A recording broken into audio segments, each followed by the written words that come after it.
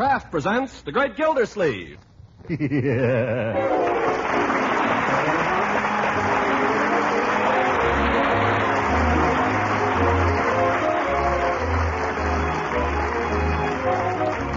Kraft Cheese Company will also bring you Bing Crosby every Thursday night. Present each week at this time Harold Perry as The Great Gildersleeve, written by John Whedon.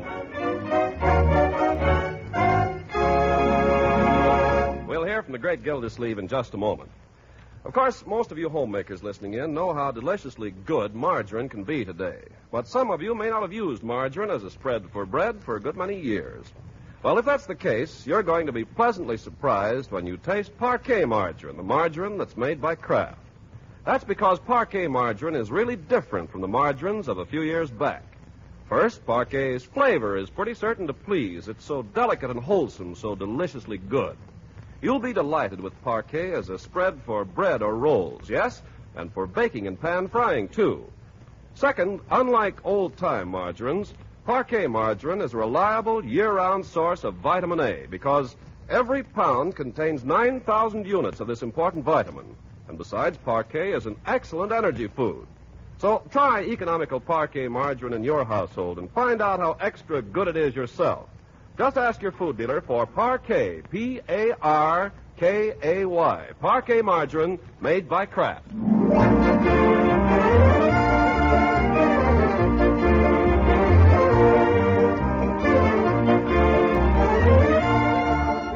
Now on to Summerfield and the Great Gildersleeve. Saturday afternoon finds him in a flurry of preparation for the expected visit of his old friends, Fibber, McGee, and Molly. For hours, he's been running up and down stairs, issuing orders and countermanding them, and now he pauses to light a well-earned cigar and snatch a moment's respite from the labor of supervising Bertie. Well, Bertie, how do we stand? Has that roast of beef turned up yet? No, sir. I phoned the market, and they said the boy left with about a half hour ago.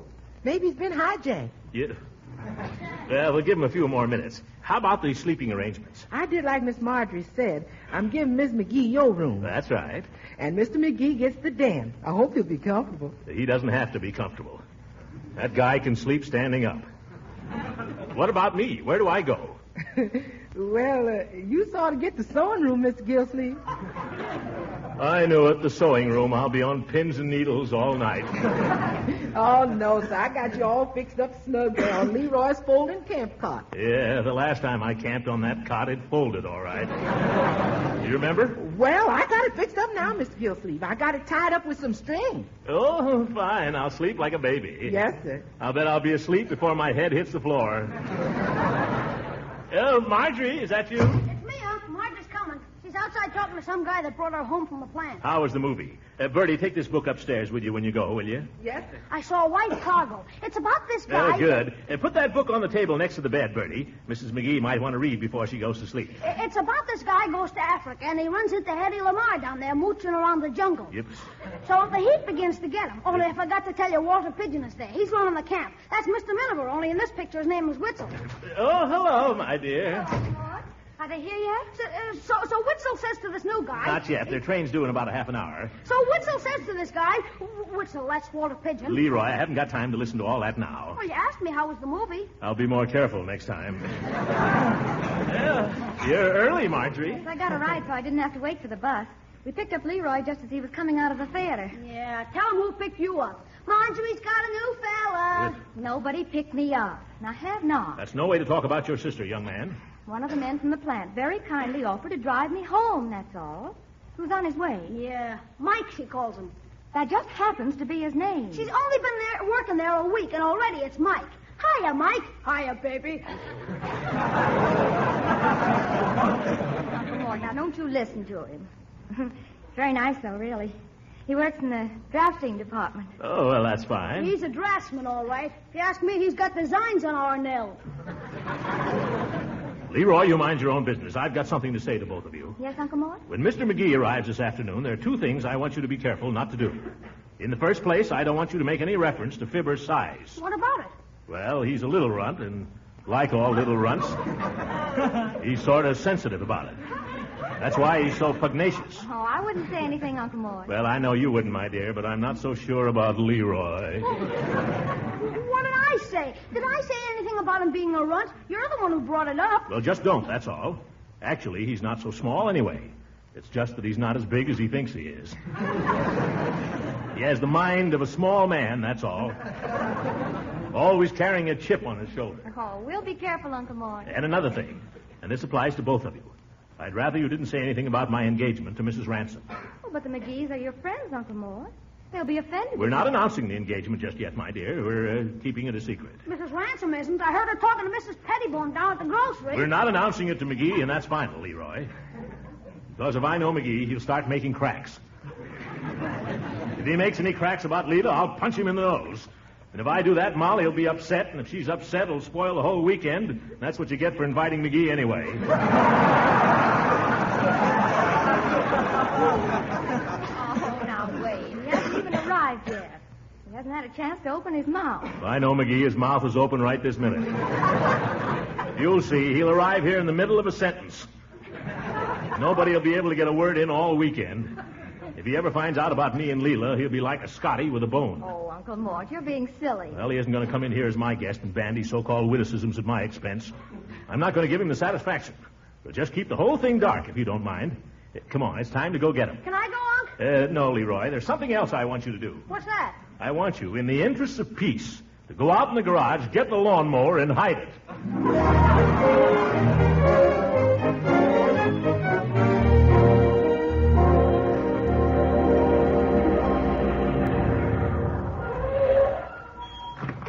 Well, this is it, folks.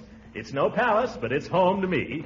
What do you think of it, Molly? Oh, it's a lovely place, Mr. Gildersleeve. Yeah, nice hunk of property you got here, Gildy. 100-foot front by 175 deep. Well, that ought to give you room to spread out. And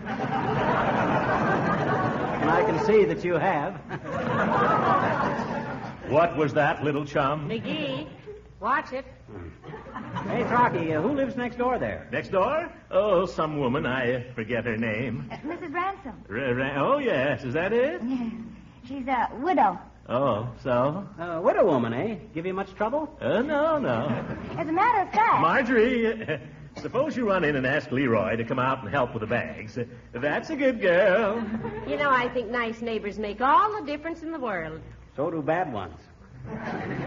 We had one once who borrowed our lawnmower and kept it so long he finally had to leave town. And he took the lawnmower with him. McGee, if you come all the way to Summerfield to open up old wounds... You want me, Unc? Oh, yes. Come here, my boy. Well, this must be little Leroy. Yes. Leroy, I want you to meet Mrs. McGee, a very dear friend of mine. How do you do? My, he's a fine-looking lad, Mr. Gildersleeve. Oh, and this is Mr. McGee. Hi, Bud. Gosh, I had no idea you were such a big kid. Gosh, I had no idea you were so big either. What do you mean by that? Well, you're not such a little runt. Unc told me... Leroy! I'm just building him up, Unc. Well, cut it out. Never mind him, Leroy. You eat your oatmeal and cod liver oil regularly. Someday you may be as big and fat as your uncle. Are you kidding? None of your impudence, young man. Now, Gildersleeve, the boy meant no harm. He's plainly the victim of an unfortunate environment, that's all. Well, let's go inside, shall we, where the environment is warmer. Oh, yes, by all means. Leroy, you go get the bags out of the car. By George, I tell you folks, it's wonderful to have you here. This is just like old times. Oh, it's good to be here, Mr. Gildersleeve. Let me take your coat, Mrs. McGee. Oh, thank you. Where'll I put mine, Rocky? Well, I'll take it. Just hang it up here in the hall closet.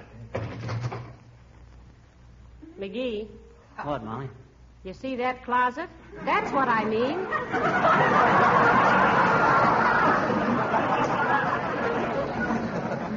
Oh, sure, anybody can keep a closet clean if they don't use it. Mr. McGee, if you'd like to come upstairs, I'll show the room you're to have. Oh, thank you, dearie. I would like to freshen up a little before dinner. Dinner's in about a half an hour, everybody. Hey, where do these bags go? Mr. McGee's bag goes in the den, and Mrs. McGee's goes up in my room. Here, I'll take it up to her. Hey, Sonny, is there any place around here where a fellow could buy a toothbrush? I came off without one, as usual. Well, sure, there's a drugstore right down the street about 3 blocks. Good. I may run down there a little later. Well, what have you been doing with yourself all day? I went to the movies this afternoon. White Cargo, have you seen it? No, that's one I missed. Well, this guy goes to Africa, and he can't stand the heat. So he and Walter Pigeon get mad at each other, and Walter Pigeon says, "You'll quit." And he says, "I will not." So he goes off by himself and plays the phonograph, and then he... Well, look, on second thought, maybe I better go right now and get that toothbrush. Wait on. I'm just getting to where Hedy Lamarr comes in. Oh, well, I'll wait for that. Well, he's playing his phonograph there, and it's getting all dark and spooky, and he looks out the door, and all of a sudden, what does he see? Hedy Lamarr. Yeah, only you'd never know her. Huh? She's got a sort of a thing around her, and she comes in like this. Look, you're Walter Pigeon, and I'm Hedy Lamarr. Well, if you're Hedy Lamarr, I guess I can pass for Walter Pigeon.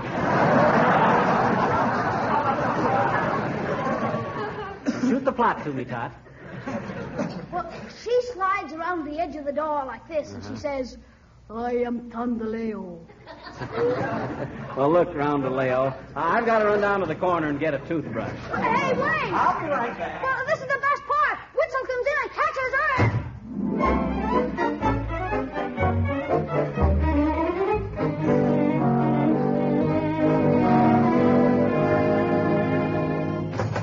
Good night, Mr. Peavy. Good night. And now, what can I do for you, sir? I'd like to buy a toothbrush. A toothbrush? Did you have any particular kind of toothbrush in mind? Yes, something I could brush my teeth with. As a matter of fact, I don't really need a toothbrush. I've got one at home, but I came away without it. Oh, well, none of it's perfect. You say you're a stranger in town? I didn't say so, but I am. McGee's my name. I'm staying up the street here. Oh, pleased to make your acquaintance, Mr. McGee. My name is Peavy. Anytime I can be of service, only too glad. Thanks. I'd like to buy a toothbrush. Any particular kind? Oh, I asked you that, didn't I? Yes. Well, I have a number of varieties. I have them in red, green, white, small, medium, large. Now, give me a red one. And then they come in the nylon bristle, the exton bristle, the proton bristle, and they're just plain bristles. Look, Bud, I just want a toothbrush. I want to brush my teeth. Well, here's a nice brush. I'll take that one. Well, I don't want you to feel I'm high-pressuring you. It's just... Wrap it up. Yes, sir. Will there be anything else? No, that's... Oh, wait a minute. Seems to me Molly did mention something. Oh, I know. We're spending the weekend with a fellow up the street here, and I'd like to get a little something for him as a gift. What type of gentleman is he? Oh, he's a big, fat blowhard. Doesn't do much of anything but eat, sleep, and brag. I've got something here that I think Mr. Gildersleeve would like.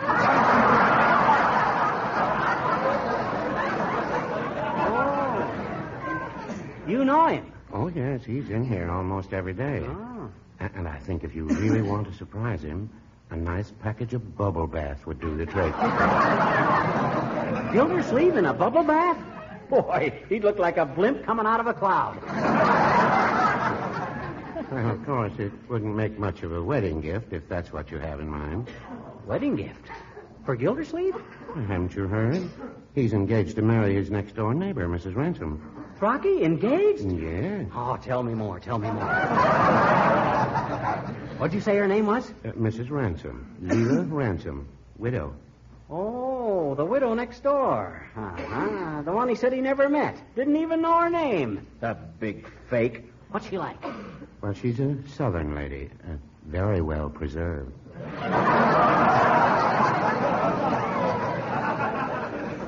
Oh, boy. Let me at him. Here, what do I owe you? That'll be 77 cents. Cheapest toothbrush I ever bought. Well, so long, Bud, and many thanks.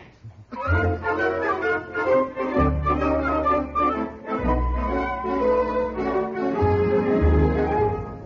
then, Walter Pigeon comes in from the jungle and catches Hetty slipping in the poison. Heavenly day. Leroy, that'll be quite enough now. Oh, now, don't discourage the boy, Mr. Gildersleeve. Discourage him. I only wish I knew how.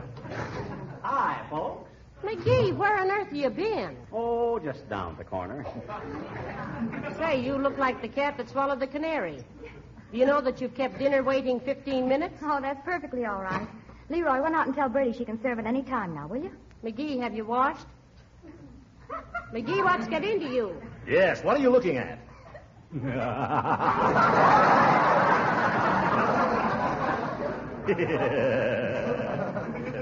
Hi, Rocky. Yeah. Hello. How's every little thing? How are you feeling? I feel all right. Why? Everything under control? Certainly. What do you hear from Lulu? Lulu? Who's Lulu? McGee, what on earth are you When are we going to meet her, Rocky? Meet who? The Queen of Sheba, Scarlett O'Hara. That widow you're going to marry. Mary, Mr. Gildersleeve? Leroy. Honest, Unc, I didn't say a thing. Marjorie. Not a peep, Uncle Mort, I swear. If you knew Lulu like I know Her name is not Lulu. No? No, it's Leela. Leela. Lee is in leave her out of this, and La is in lots of people get a punch in the nose. That's just what you're going to get if you ever so much as... Why, you big bumbling balloon. Come over here and I'll let the air out. You muscle-bound midget. McGee. Dinner! Saved by the bell.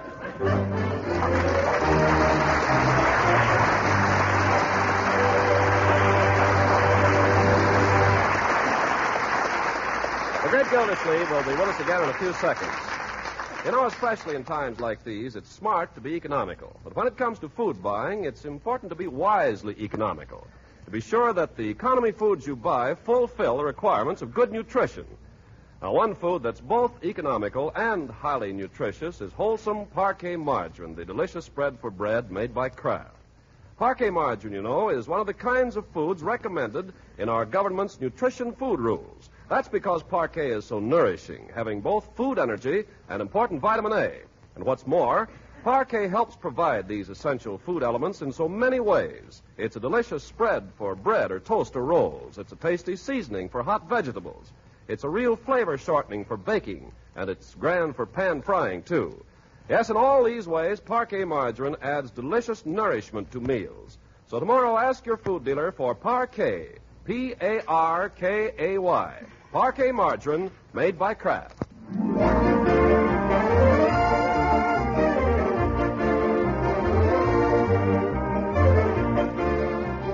And now, what of the great Gildersleeve? Well, it's Sunday morning, and the great man has come down to enjoy his usual outsize Sunday breakfast. He walks into the dining room sniffing the air like a bird dog in a hot scent.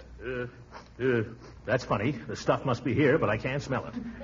Bertie, Yes, Mr. Gildersleeve? where's breakfast? Well, Mr. Gildersleeve, Miss Marjorie told me y'all would wait until Mr. and Miss McGee came down. I never heard of such a thing. Marjorie! For goodness sake, Uncle Mort, now be quiet. Think of our guests. I am thinking of them. I'm thinking, why don't they get up? Oh, the idea. Anyone would think you hadn't eaten for a month. That's exactly the way I feel.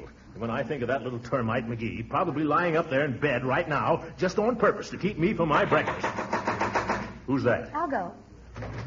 Well, good morning, Judge. Oh, Hooker, come right in. I'm glad to see you. I can't stay, but I've heard the news from Leela Ransom, and as your ex-rival, I simply wish to tender my congratulations. Oh, thank you, Judge. After thinking it over, Throckmorton, I feel sure that Leela's heart has guided her to the right choice. Oh, you think so, eh? Well, I hope so.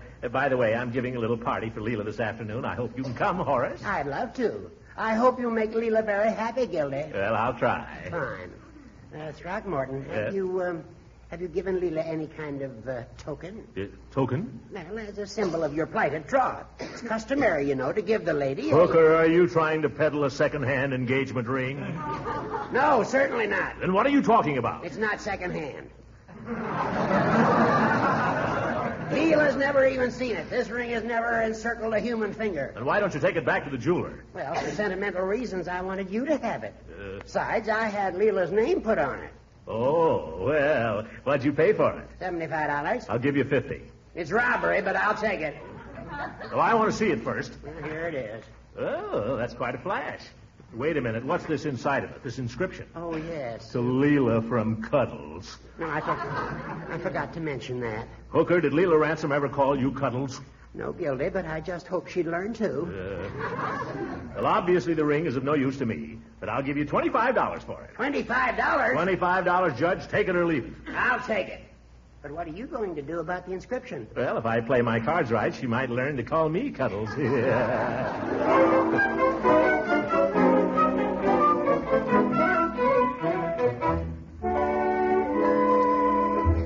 Yoo-hoo, anybody around?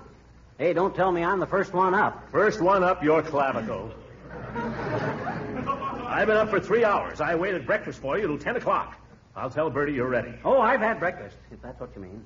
You've had it? Yeah, had breakfast in bed. You... I tell you, it was quite a treat.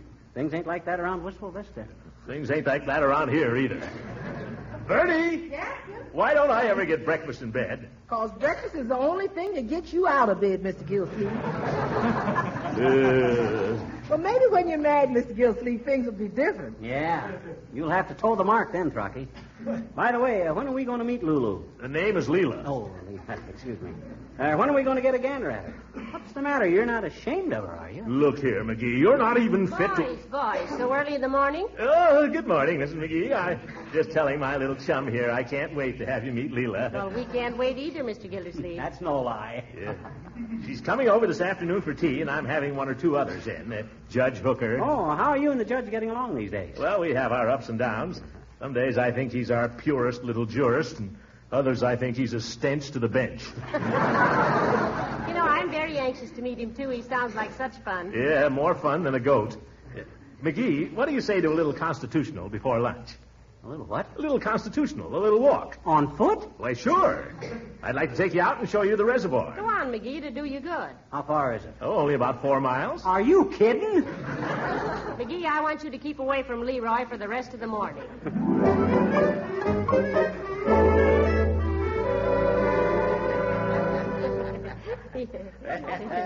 Well, this is quite an occasion, Everybody here now but the guest of honor. Where's Leela, Gildy? Leela? Oh, she'll be along any minute, Judge. You know, Judge, I've heard a lot about you from our friend Gildersleeve here. Have you?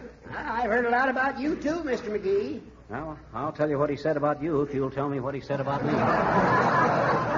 McGee, you're a guest here. I've never said anything behind your back, little chum, that I haven't said to your face. Oh, so that's the way you talk about me behind my back. Oh, wait a minute, folks. That must be Leela. I'll go on. Hey, never mind, Leroy. I'll open it. Don't bother, Uncle. Leroy, you hurt me. Okay. You know, I can't wait to meet her. Just think, McGee, Mr. Gildersleeve in love. Yeah, staggers the imagination. Boy, they're taking long enough.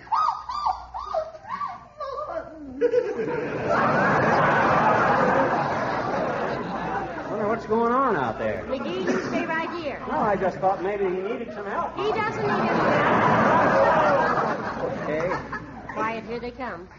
Hey, looks like Gildy done all right for himself. Wonder what he used for bait. Leela, darling, you know most of these people. Oh, yes. Good afternoon, Judge. Good afternoon, Leela. Oh, Marjorie, honey, I love your dress. Thank you. Hello, Leroy. Hello, Mrs. Ransom.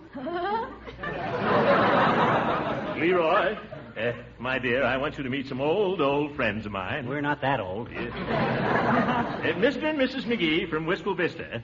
This is Leela.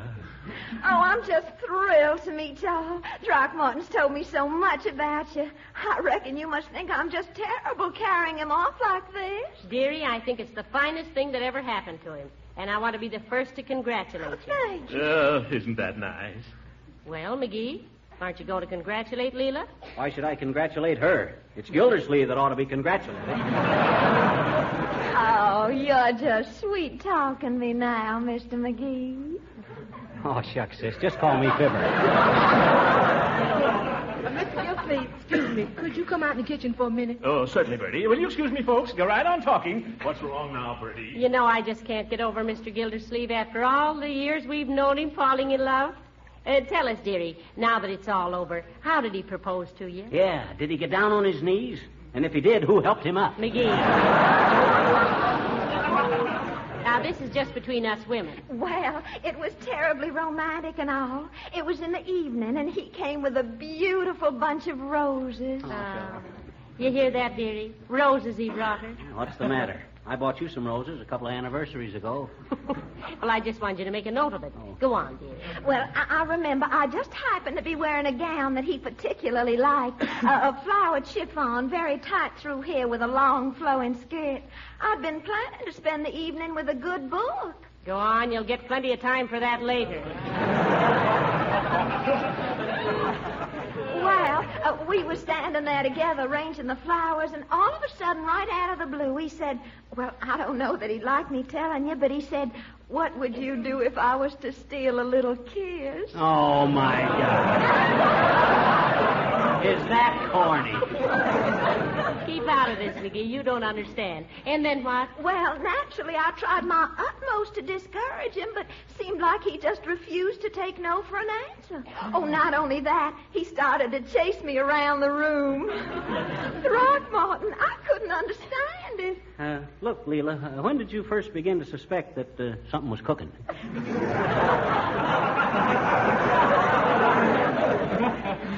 When he sang to me, just a little love, a little kiss. Just a little love.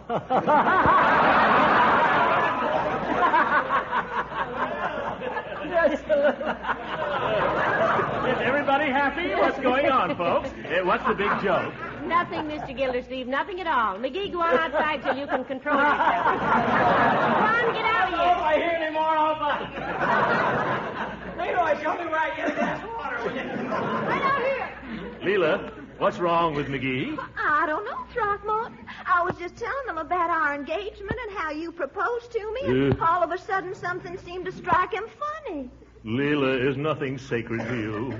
Now, Mr. Gildersleeve, don't be blaming her. Is our romance nothing but a farce to be torn to tatters for the amusement of the mob? Oh, no, Throckmorton. Am I nothing to you but a laughing stock? Oh, no. Well, that's the impression I seem to get. Now, listen, don't be blaming it on her, Mr. Gildersleeve. Blame it on McGee. Huh? And now, listen, remember, every proposal is sweet to the woman who hears it. Isn't that a fact? Tell me, Mrs. McGee, how did Mr. McGee propose to you? McGee?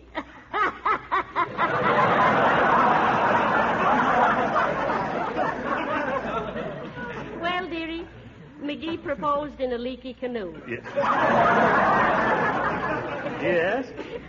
Which he had to paddle with his mandolin because he lost the paddle. Oh, really? Yes.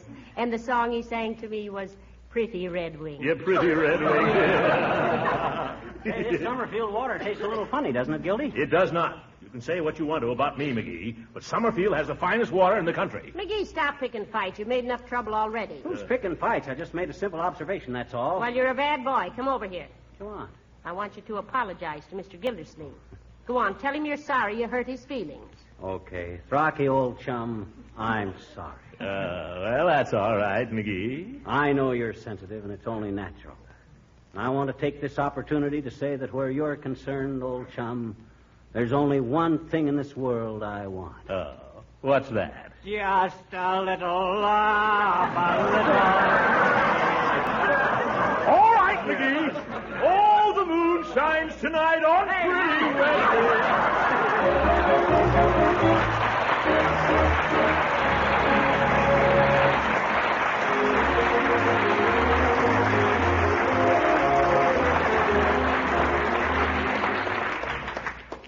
Well, it's certainly been nice having you folks here, Mrs. McGee. Well, it's been nice being here, Mr. Gildersleeve, and meeting Marjorie and little Leroy and Leela and all. I think Leela's going to make you very happy. Yeah, Throcky, she seems like a mighty nice gal. Well, I'm glad you both liked her. Well, goodbye, old chum. Thanks for the use of the den. Oh, yes, I hope you were very comfortable there. Oh, it was fine, but there's just one thing I'd suggest, Throcky. Huh? If you go to take a shower there, be careful. Why? You might cut your feet on my lawnmower. Oh! Leroy! Good night. Good night, all. Good night. Fibber,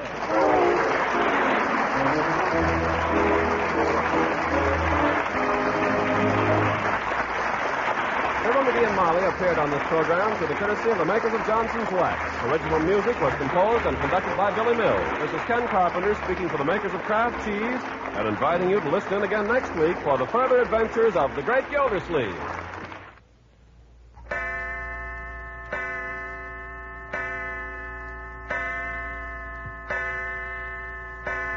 6 o'clock, Mother's late. That means the family will have to wait for dinner. But they won't wait long if Mother's smart and knows the 7-minute way to make macaroni and cheese.